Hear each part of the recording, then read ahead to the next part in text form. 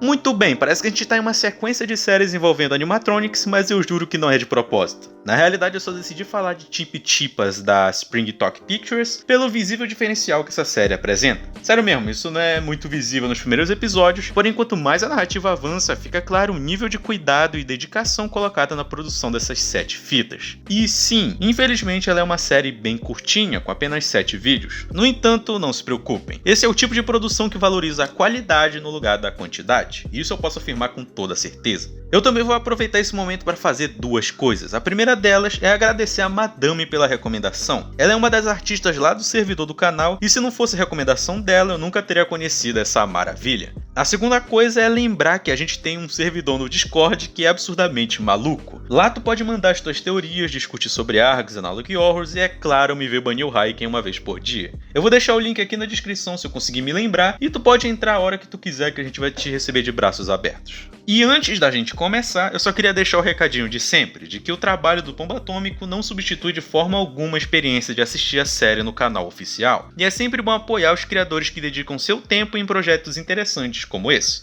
tá bom? Então, sem mais interrupções, eu acho que a gente já pode começar. O primeiro vídeo se trata de uma gravação resgatada do que teoricamente seria o comercial de um pequeno restaurante chamado Chip Chipas. No entanto, a natureza misteriosa e os visuais ditos perturbadores para crianças acabaram fazendo ser banido da televisão após ter ido ao ar apenas uma vez. Com isso eu não preciso nem dizer que isso tornou a fita algo como uma lenda urbana e que com certeza estaria naqueles vídeos famosos sobre mídias perdidas. Porém, o interessante aqui está no fato de que, por algum motivo, o boneco animatrônico apresentado no comercial acabou sendo retirado do local e colocado em um depósito logo após esses eventos, sendo que após o advento da internet, apenas algumas poucas informações podiam ser encontradas sobre o estabelecimento. E ok, isso é interessante, mas vamos focar no comercial em si. Aqui a gente pode ver o que parece ser o processo de gravação de áudio da narração, à medida que todos os visuais e cenas já estão sendo preparados, enquanto o narrador comete alguns erros, atropela algumas palavras e particularmente me parece estar meio bêbado, sei lá. Mas tudo bem, esse não é o ponto principal, mas sim os elementos estranhos que começam a ocorrer. Durante o primeiro minuto, o narrador comenta um pouco sobre os alimentos que estariam disponíveis no restaurante, como milkshakes, hambúrgueres e pizzas, e assim ele pergunta ao telespectador se ele estava tão animado quanto o Chimp. E nesse momento, o animatronic chimpanzé então olha para a câmera e dá uma piscadinha. Isso, por mais hilário que seja, acaba fazendo o narrador perder a concentração e perder o timing correto das cenas, fazendo com que ele pedisse para que recomeçassem a gravação. No entanto, no momento em que o vídeo se reinicia, isso aqui acontece. Driving everyone bananas.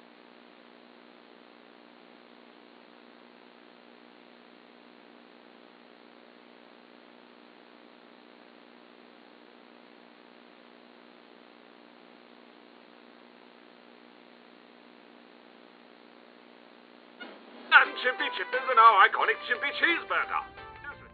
Após isso, o comercial então prossegue normalmente, porém no momento em que o Chimp é exibido na tela, o narrador novamente perde o foco e esquece a fala. Esse momento é até interessante porque ele começa a elevar a voz e agir como se tivesse realmente ficado muito irritado com aquela situação, chegando até a dizer a frase: "Eu sei que vocês gastaram tempo fazendo essa coisa, mas ninguém percebeu o quanto isso é assustador?" Eu vou dizer nesse exato momento que eu nunca levaria a minha filha para esse restaurante. A última parte é apenas uma suposição minha, porque no momento em que o narrador cita sua filha, as pupilas do Chimp começam a se contrair. O áudio é cortado, a fita se encerra, porém o vídeo apresenta mais algumas coisas interessantes.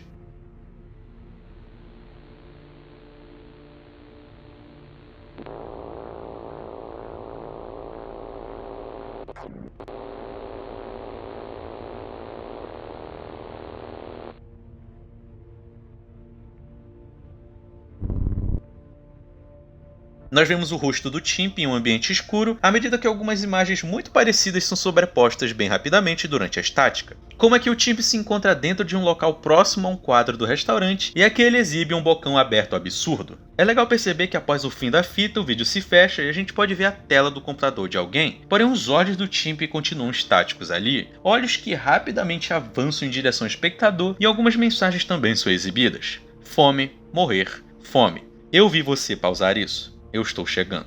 O segundo vídeo da série é dito como trecho de uma filmagem de segurança feita no local onde o Chimp foi guardado em 1984 após o fracasso do restaurante causado pelos comerciais, teoricamente. O depósito chamado de Will Bill's Warehouse teria sido invadido por um ladrão em outubro daquele mesmo ano e as câmeras do local acabaram registrando o ocorrido. No entanto, é dito que algo mais grave que isso aconteceu. Aparentemente, alguma coisa teria dado errado durante o plano e as consequências disso teriam sido tão violentas e brutais que nenhum dos prováveis ladrões foi encontrado no dia seguinte.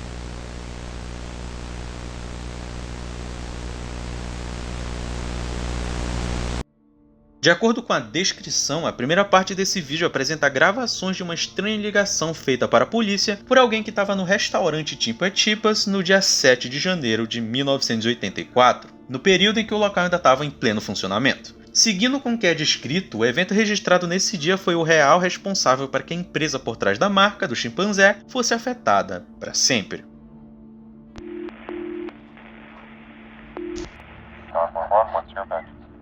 A ligação começa com um clima bastante tenso. A gente tem uma cliente da Timpa Tipas tentando fazer o mínimo de barulho possível ao pedir ajuda, enquanto uma mulher armada ameaça as outras pessoas presentes no local. A cliente então afirma que mesmo que ninguém havia se machucado ainda, a mulher não parava de dizer coisas estranhas contra Deus por ele ter retirado dela o seu presente divino. O despachante então pergunta se a mulher havia visto a cliente que fez a ligação e quantas outras pessoas estavam no estabelecimento, o que a cliente afirma não saber se havia sido descoberta, afinal ela estava escondida debaixo do balcão. Ela também diz que haviam 20 a 30 pessoas no estabelecimento, sendo que metade delas eram crianças que estavam apenas se divertindo antes daquilo tudo acontecer. Nesse momento, ela então entra em desespero ao declarar que sua filha bebê também estava ali correndo perigo. É importante deixar claro que, apesar de eu me referir a ela como uma cliente, logo fica claro que não é bem esse o caso. Na realidade, a Rose, que é o nome dessa personagem, era a gerente que estava de plantão naquele momento. Mas tudo bem, não vamos perder o foco porque a partir desse ponto as coisas começam a ficar ainda mais bizarras. A Rose comenta que havia algo muito estranho nos olhos da mulher, eles estavam brilhando com uma cor verde completamente anormal. E para completar essa situação, a mulher simplesmente parou de ameaçar as pessoas e apontar a arma para elas, o que é um bom sinal, não é?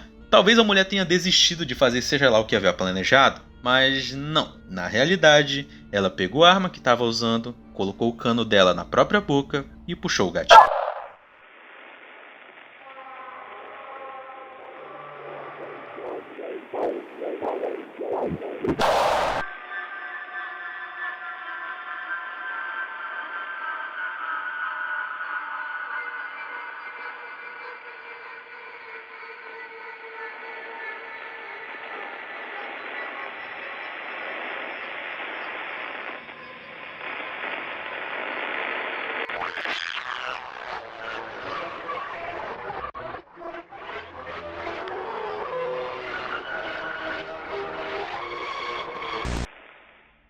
Antes da gente começar a análise, vamos prosseguir para a segunda parte do vídeo. Aqui é exibida outra gravação de uma ligação de emergência, porém dessa vez feita no dia 11 de outubro de 1984. E antes que tu pergunte, sim, essa é a mesma data do incidente que aconteceu no interior da Will Bill's House. Esse trecho é bastante importante porque, fora a ligação que é bem bizarra, a gente tem uma gravação no interior do depósito no dia do incidente. Então dá só uma olhadinha. What's that? What's the emergency? Sunquery. Sunquery. Sunquery. Ju- Sunquery. Sunquery. Ju-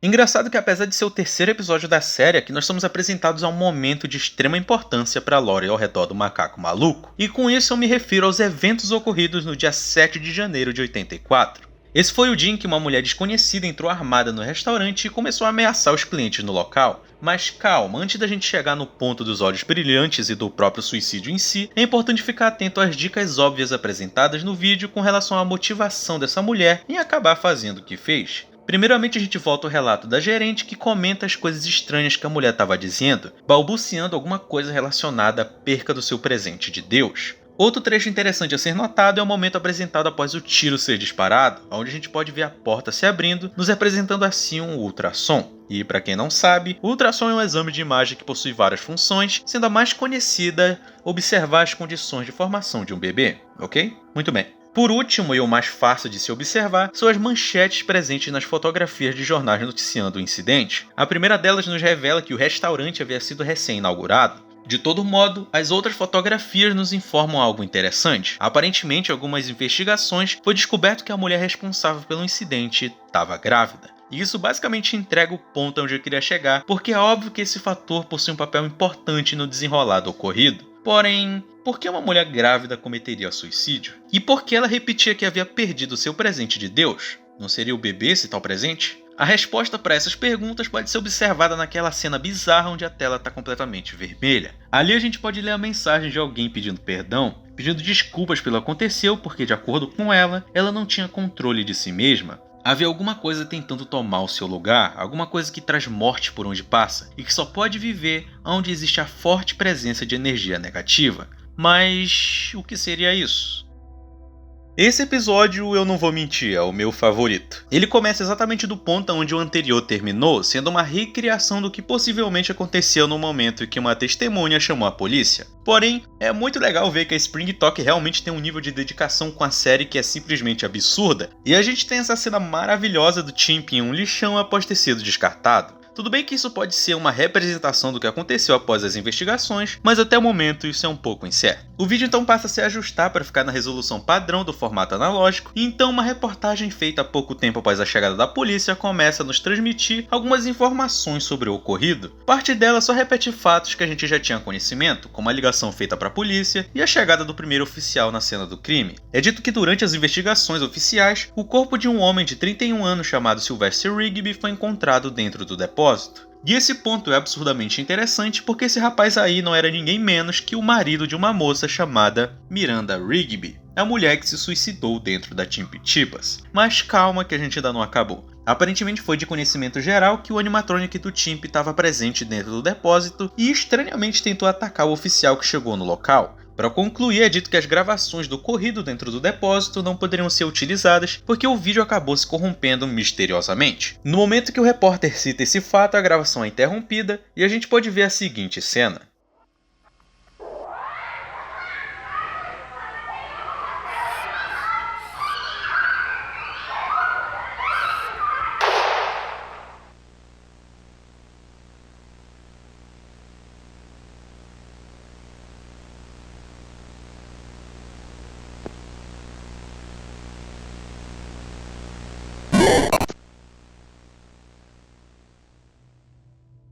Após isso, a reportagem volta ao normal, e aqui o repórter continua comentando sobre as consequências do primeiro incidente para o restaurante, como por exemplo o fato de que ele teve que ser temporariamente fechado, forçando os donos da companhia a investirem em uma série para televisão inspirada no personagem principal para compensar a perda de lucros que todos aqueles eventos teriam causado. Porém, para piorar tudo, a série acabou sendo cancelada após os constantes problemas que a produção teve com o fato das gravações sempre acabarem sendo corrompidas, mesmo sem uma justificativa muito clara para isso. E com a sequência de problemas rondando a marca, a companhia decidiu que seria muito melhor fechar as portas e encerrar permanentemente qualquer atividade, marcando assim o fim da história do restaurante e do seu macaco assustador. E antes da gente passar para o próximo episódio, ainda existe uma coisinha que acontece nesse aqui, que também é apontada na descrição, que no caso é justamente o fato de que aquela cena do Chimp que apareceu durante a reportagem não é algo que foi colocado durante a edição da fita, mas sim uma cena que foi ao ar ao vivo e assistida por milhares de pessoas, assim como a legenda dela deixa bem claro. Mas então, se a gente sabe que o Chimp foi descartado e todos os envolvidos no caso morreram, o que mais resta?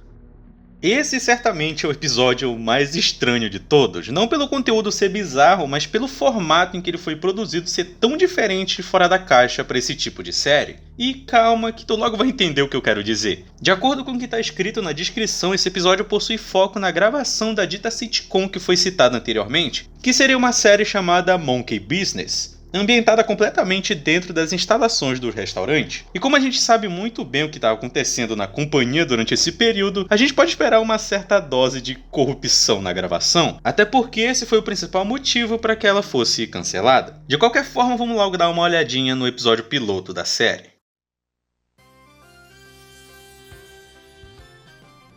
O piloto abre com uma clássica abertura de série dos anos 80. Aqui nós somos apresentados alguns elementos interessantes, como os produtos que eram servidos no restaurante e alguns dos personagens que iriam estrelar no programa. O fato é que o nome de nenhum deles é citado durante a reprodução, então vou me referir a eles apenas pelo nome dos atores, como a Jen, que é a moça loira, o Rick McLillian, que é o rapaz com barba, e a Mary Lace, sendo a garçonete ruiva. E antes da gente seguir para a história do episódio em si, eu gostaria só de chamar a tua atenção para alguns detalhezinhos que eu particularmente achei interessante, como por exemplo a letra da música da abertura em si. Ela consegue emular perfeitamente as aberturas de séries como Full House e Diff'rent Strokes. No entanto, quando a gente observa com mais cuidado a letra, ela diz o seguinte: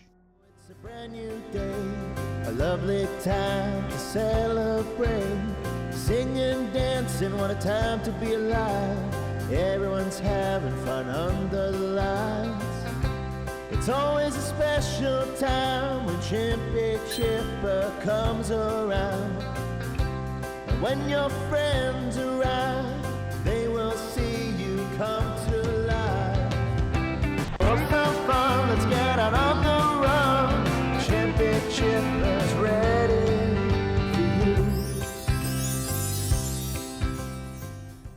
Sério, eu não tô ficando maluco, não é possível que só eu ache essa letra um pouco estranha. É quase como se ela tivesse sido feita propositalmente para chamar a nossa atenção, principalmente em frases como "eles vão ver você ganhando vida", que eu duvido muito ser só uma frasezinha inocente colocada ali para ter esse teor estranho só por coincidência. De todo modo, é interessante notar que a companhia até tentou mudar o design do Chimp para algo mais amigável e atrativo, mesmo que já fosse um pouco tarde demais para isso. E o último detalhe interessante é o nome do produtor executivo da série, que muito possivelmente era um indivíduo relacionado com a diretoria da companhia, que é chamado de Charlie W. Chipper. Talvez esse nome até seja importante no futuro, mas agora a gente sabe bem de quem veio a ideia de chamar o restaurante de Chimp Chipas. Ok, voltando rapidinho pro episódio, ele na realidade é bem básico. Ele tecnicamente se trata apenas de uma sketch onde o carinha de barba enrola um bom tempo para conseguir escolher o que quer pedir e acaba irritando as outras duas personagens. Em certo momento elas até acham que ele finalmente conseguiu se decidir, porém infelizmente ele queria apenas mais 5 minutos.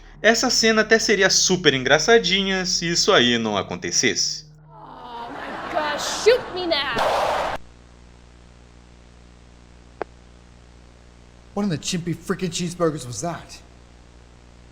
You heard that right, Beck?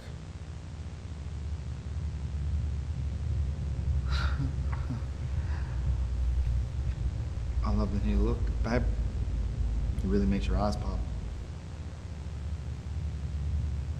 Right. The silent treatment.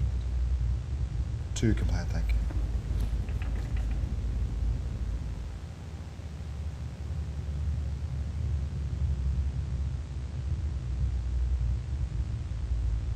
Fine, I'll get the super chimpy. Does that make you happy?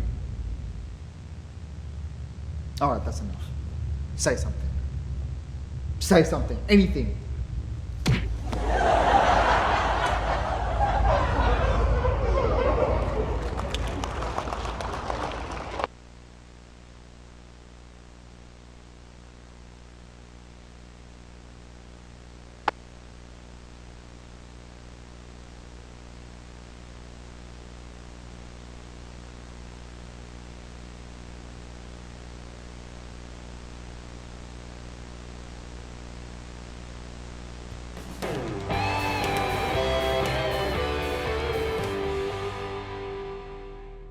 Muito bem, se isso não fosse bizarro o suficiente e implicasse que o problema não terminou com o Chimp original sendo descartado, a gente pode perceber mensagens escondidas nos frames onde tudo começa a ficar bizarro. E nela a gente pode ler o seguinte: Por favor, ajude. É a Miranda.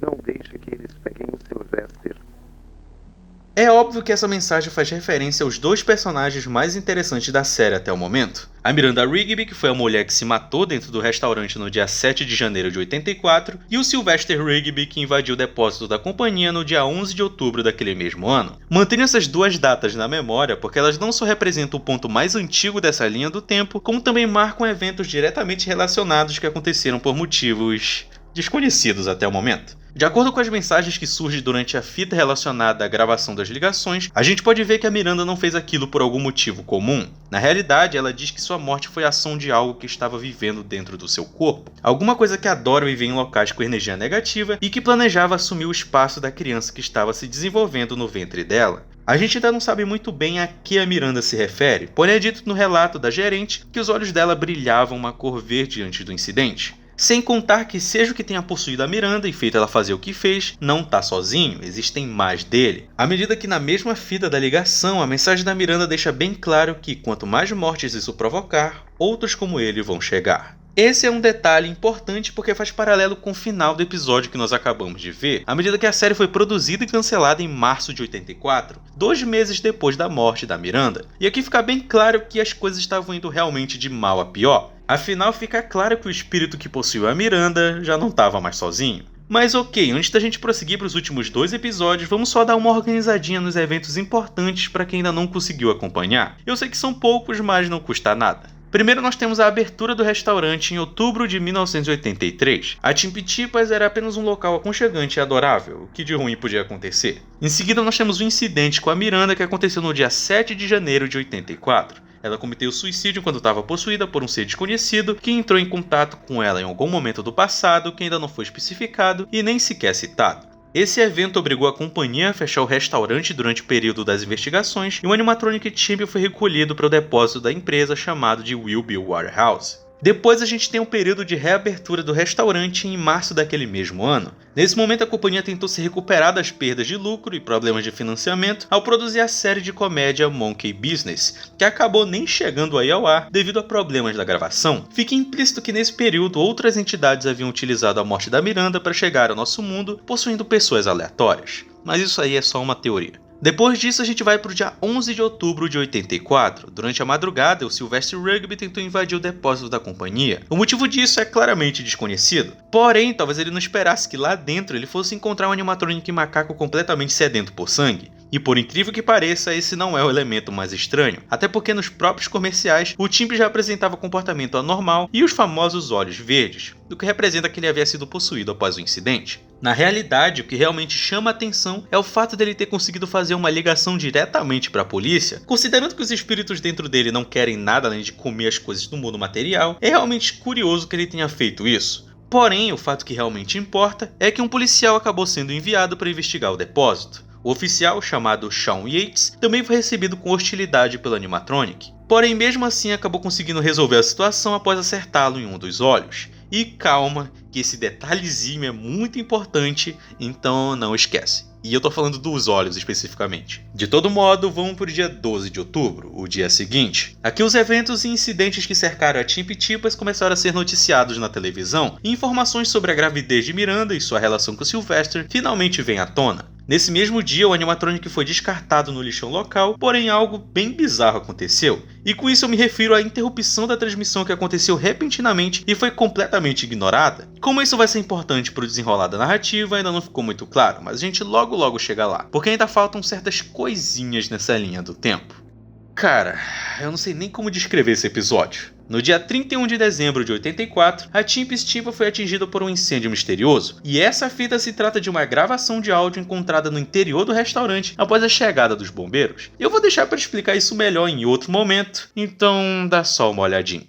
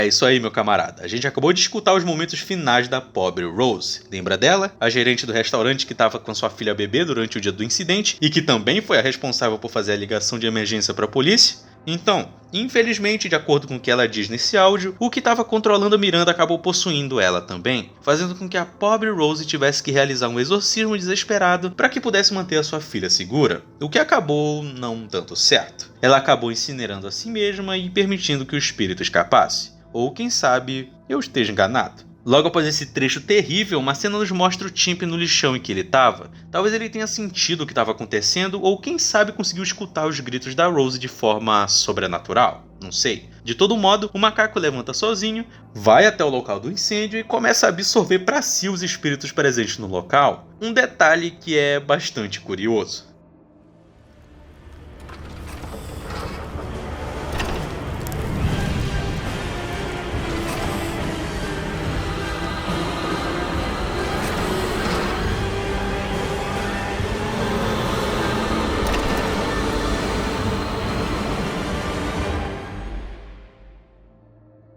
O último episódio da série começa com algo bastante interessante, à medida que a gente pode dar uma olhadinha no que a Miranda escreveu no seu diário 2 dias antes dos eventos que a levaram a cometer um incidente dentro do restaurante. A gente pode perceber a presença de algumas frases bem curiosas, e é importante perceber que não foi exatamente ela quem escreveu, mas sim um camaradinha que estava dentro dela. Ele cita coisas como o fato do mundo estar cheio de mortes e até cita os seus planos de aguardar o bebê da Miranda nascer para poder matá-lo e se alimentar junto dos outros da sua espécie. Esse trecho não transmite exatamente nada que a gente já não tenha conhecimento, mas é meio bizarro ver que essa entidade não poupava esforços em ser bem explícito quanto aos seus objetivos. Em seguida a gente retorna para o ano novo de 1984, do lado de fora do restaurante em chamas. Lá a gente vê um garoto filmando uma das almas verdes saindo dentre as chamas. Ele parece bastante curioso com o que viu e então corre direto para dentro da sua casa. Nada de muito relevante até a gente descobrir que pouco tempo depois a polícia foi chamada após uma denúncia de invasão de propriedade,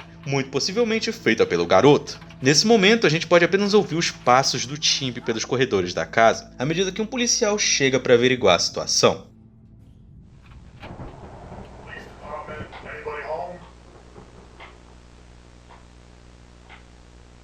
Hello?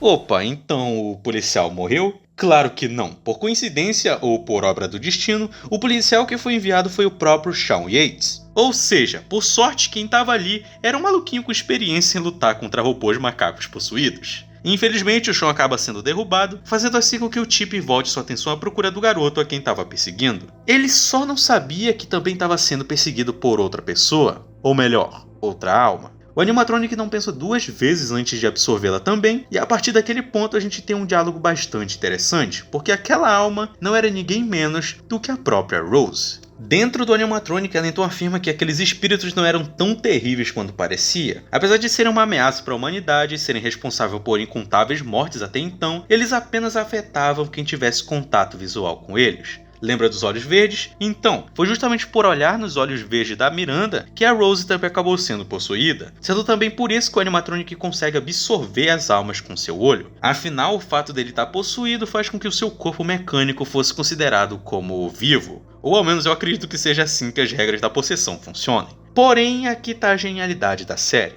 Os espíritos são absorvidos para dentro do corpo que mantém contato visual. O Chimp possui apenas um dos olhos funcionando. O Shawn não havia morrido com o ataque que recebeu e ele sabia o que precisava fazer para resolver o problema.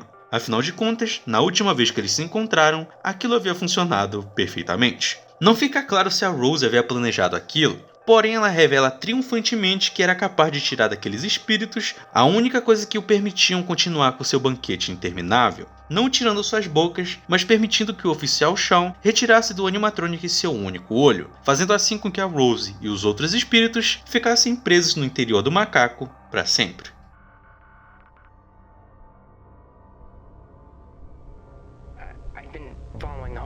Chimpy Chompas thing since the January shooting. Everyone had their own theories about it. I live close to the restaurant, so when I saw it in flames, I had to get it on tape. You mentioned seeing a green glow? I had no idea what the hell it was. And you said it left the fire as you were recording? Yeah. But it came back and sort of just destroyed the animatronic. Forensics confirmed the internal circuits were fried. There's no way it can properly function again. It's been fully destroyed though? Like, the whole thing? Not yet. It's been taken in to be studied. Given everything that's happened, we need to be prepared if anything like this happens again. I'm not a superstitious man, but whatever we're dealing with is way beyond human. And I've got a feeling this isn't the end.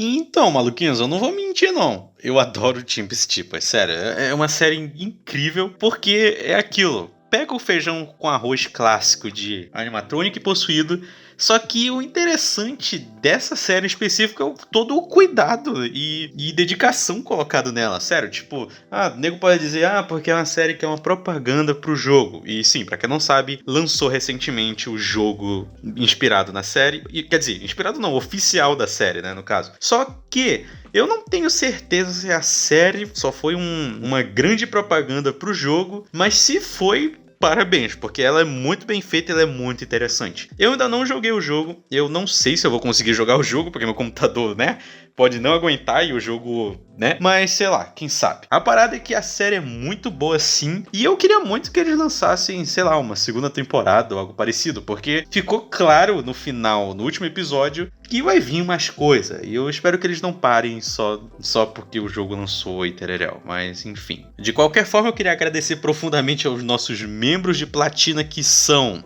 J.R. Godoy, Simulacrum 336 e Canário Cósmico, mais conhecida como Canarita. Muito obrigado vocês, sério mesmo, vocês não precisavam apoiar a gente no maior ranking que tem, mas muito obrigado mesmo, sério, a gente é muito agradecido. E com isso, é claro, óbvio, que eu tô incluindo todos os membros do canal, todos vocês, muito obrigado, todos vocês pessoas maravilhosas que apoiam a gente e gostam do nosso trabalho, muito obrigado. E é claro que eu também quero agradecer a todo mundo que assiste o vídeo até o final, sério mesmo, muito obrigado por apoiar a gente e dedicar um tempinho da tua semana para assistir a gente. E nessa sequência de agradecimento eu também queria incluir o Sourá e o Haiken, o Sourá com a edição, muito obrigado pela sua edição maravilhosa, e o Haiken com a sua paciência para editar o meu roteiro de macaco, porque eu escrevo que nem um analfabeto. Muito obrigado aos dois pelo apoio, sinceramente. E basicamente é isso. Eu sou o Thales do Pombo Atômico, obrigado por ter assistido o vídeo até o final, e a gente se vê na semana que vem.